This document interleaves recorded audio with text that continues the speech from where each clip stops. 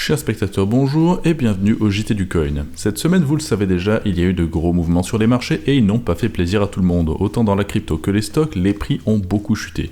Dans ce cas, c'est apparemment surtout dû à une annonce de la Réserve fédérale américaine qui a déclaré qu'il y aurait une potentielle augmentation des taux d'intérêt prochainement, dont l'effet mécanique est plus ou moins systématiquement de faire partir tous les marchés à la baisse. Là, normalement, je mettrais un extrait du dessin animé Tintin avec le vieux qui crie à la fin du monde dans la rue pendant que la météorite arrive sur Terre, mais si je mets une seule image de cette vidéo, on va recevoir une plainte des ayants droit. Donc à la place, vous avez le droit à cette magnifique vidéo de Méduse. Il suffira d'imaginer qu'elles sont en train de paniquer et de fuir la fin du monde qui est juste en dessous de la caméra.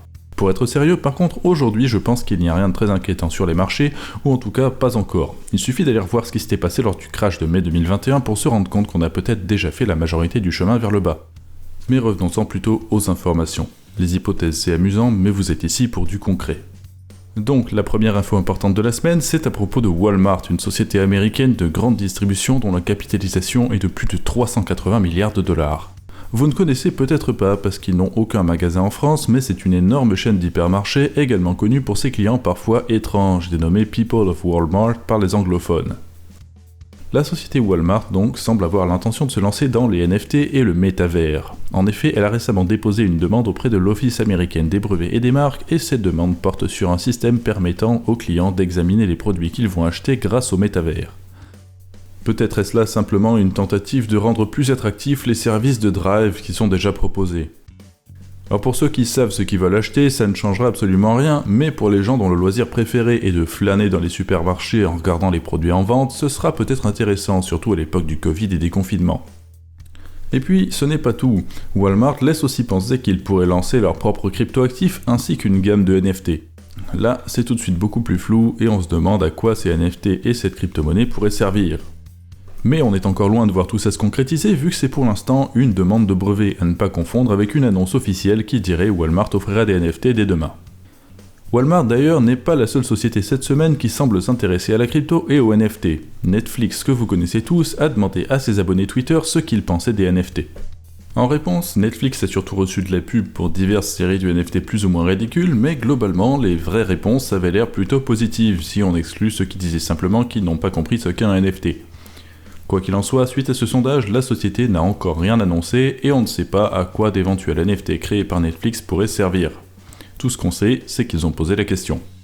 Et toujours dans la série des grosses sociétés américaines qui s'intéressent aux NFT, la dernière de la semaine c'était Meta, autrefois connue sous le nom de Facebook et également connue pour les divers scandales relatifs à la protection des données dont elle a fait l'objet, le plus connu d'entre eux étant le scandale Cambridge Analytica, au cours duquel les utilisateurs de Facebook ont vu leurs informations personnelles utilisées pour manipuler des élections. Vous serez donc heureux d'apprendre que prochainement, vous pourrez donner à Mark Zuckerberg le pouvoir d'influencer des choses encore plus importantes que les élections grâce à des données qui comprendront bientôt aussi l'intégralité de votre historique financier sur la blockchain, sauf si vous êtes du genre à passer par Tornado Cash entre chaque transaction. Ah oui, et vous pourrez aussi afficher vos NFT sur vos profils Facebook et Instagram. Mais c'est plutôt un effet secondaire ça. Et c'est terminé pour les NFT aujourd'hui, donc on va passer aux événements qui ont eu lieu chez Crypto.com. Le piratage qui s'est produit la semaine dernière a finalement été reconnu en tant que tel par la société. Cette dernière a également mis en place un programme de protection des comptes utilisateurs qui vous offrira une garantie de 250 000 $ si vous respectez certaines exigences de sécurité. Donc attention à bien remplir les critères indiqués si vous avez de l'argent chez eux, autrement vous ne serez pas couvert par ce système s'il y a un problème.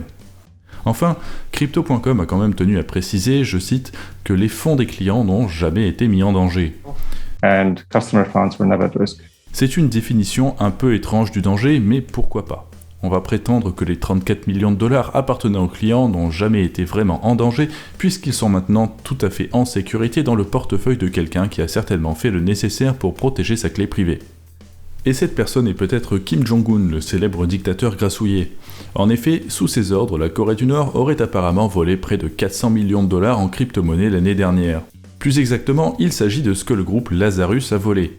Connu depuis au moins 2009, ce groupe s'était autrefois amusé à pirater des banques asiatiques ou américaines et harceler le gouvernement sud-coréen, mais ils se sont tournés vers la crypto-monnaie aux alentours de 2017. Personne n'est 100% sûr de leur origine, mais au fil des ans, plusieurs liens ont été trouvés entre eux et la Corée du Nord, comme des adresses IP ou les déclarations de certaines personnes ayant fui la Corée du Nord. Il est donc fort probable qu'ils soient sponsorisés par Kim Jong-un ou alors qu'ils fassent directement partie de l'armée nord-coréenne. Pour résumer, on peut donc dire que la Corée du Nord a piqué 400 millions de dollars en 2021 pour un total de presque 1500 millions de dollars volés depuis 2017 sur les réseaux crypto.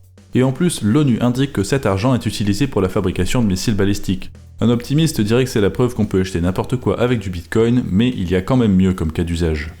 Heureusement, la crypto ne sert pas qu'à ça, et pas loin de la Corée du Nord, en Russie, la crypto sert aussi à financer les opposants politiques comme Alexei Navalny. Le représentant actuel de son parti, ainsi qu'un des cofondateurs de Telegram, ont tous les deux publié de longs messages sur Telegram il y a quelques jours pour dénoncer l'interdiction de la crypto-monnaie qui aura lieu prochainement en Russie. Les banques centrales locales ont déclaré la semaine dernière que les crypto-monnaies sont un investissement dangereux et qu'il faut donc les interdire totalement en Russie, mais c'est un secret de polichinelle, le véritable objectif est d'empêcher le financement des ennemis de Poutine et de sa clique. Ce qui est amusant là-dedans, c'est que quelques jours après, le président de la commission de l'industrie et du commerce de la Douma d'État, qui est en gros l'Assemblée nationale russe, a dit que la Russie pourrait en revanche autoriser le minage de crypto-monnaies et permettre l'existence de monnaies stables indexées sur l'or qui seraient contrôlées par le gouvernement. Une prise de position assez acrobatique qui rend absolument indéniable le fait que la seule raison de l'interdiction de la crypto en Russie, c'est pour tenter de bloquer les opposants politiques. Retournons en Amérique maintenant avec une annonce nous provenant d'Intel, le célèbre fabricant de processeurs. La société a en effet récemment déclaré qu'il mettrait prochainement en vente des ASIC destinés au minage de Bitcoin et conçus pour être économes en énergie. Nous aurons plus de détails le 23 février, mais une chose est sûre, c'est que la seule chose que l'économie d'énergie sur ces modèles changera, c'est leur succès commercial. Si ces ASIC sont économes, les mineurs de Bitcoin en achèteront beaucoup pour augmenter leur performance, la difficulté augmentera et la consommation totale restera la même au final.